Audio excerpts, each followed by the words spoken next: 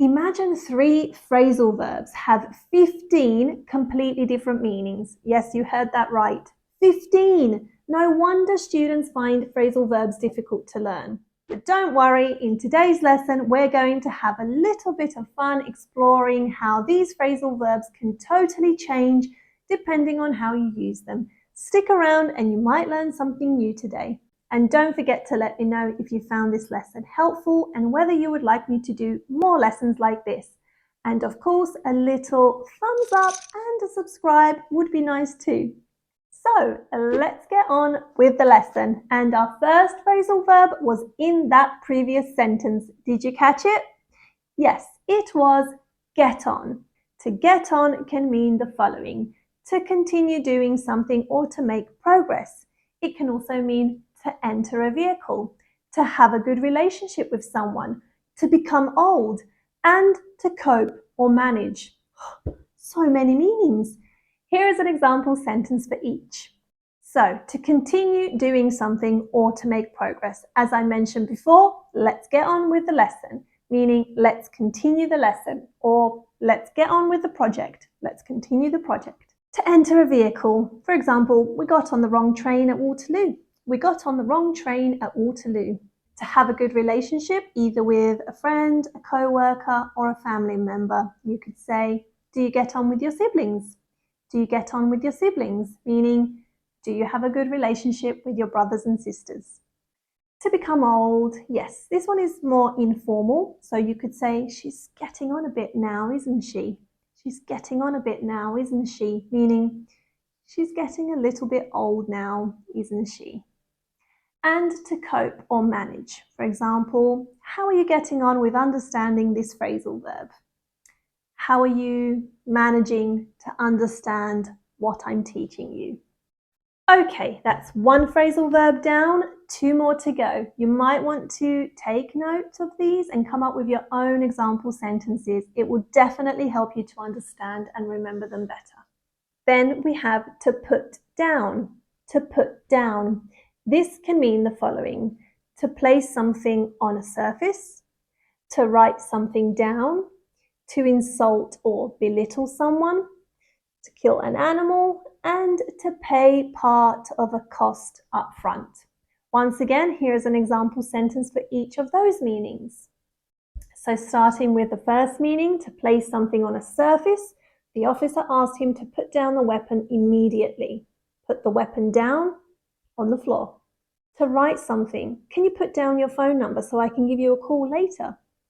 We usually put down our phone number, our name, our address, surname, or whatever information is needed, usually when we're filling out a form. To insult or belittle someone, for example, she's always trying to put me down in front of our friends. Not nice. Please don't do it. Sadly, put down can also mean to kill an animal. For example, we had our dog put down and I'm devastated. We only use this for animals, not humans, and we only put animals down, usually because they are suffering. If you want to talk about ending the life of a human because they are suffering due to an illness, we often use something called euthanasia to do that. It's sometimes referred to as mercy killing, but we never say that we had a human put down, only animals.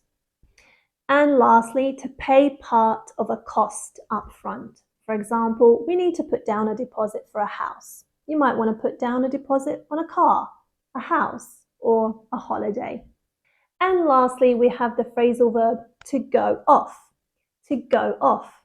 To go off can mean the following: to explode or make a really loud noise, to stop liking something, food being spoiled, to leave a place, and an alarm or a device sound or sounding. So to explode or to make a loud noise, you could say the smoke detector went off because someone burnt their toast. To stop liking something, you could say, I've really gone off sweets lately. This means you don't like sweets that much anymore. It could be for a certain amount of time, it could be for a long time, but you've gone off them. It can also be used for other types of foods or drinks like coffee or tea or meat, and sometimes even the music that you listen to. Maybe you've gone off a particular genre. When food gets spoiled, we can say the milk's gone off. The milk's gone off, meaning it's no longer safe for consumption. It could be cheese, meat, anything that is no longer for consumption. You can say it's gone off. To leave a place, she went off to the shop to pick up some bits and bobs. She went off to the shop to pick up some bits and bobs. Pick up here means buy, and bits and bobs means random items in British English. We often use this on a daily basis. That's a bonus phrasal verb for you today.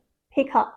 And alarm or a device sounding. For example, my alarm goes off every morning at 6 a.m. What time does your alarm go off? Let me know down in the comments. And that's it, everyone. Thank you so much for watching. Now you've seen how 3 phrasal verbs can mean so much more than you thought. If you enjoyed this lesson, don't forget to give me a like, subscribe, and drop a comment with your favorite phrasal verb. See you again next week. Bye for now.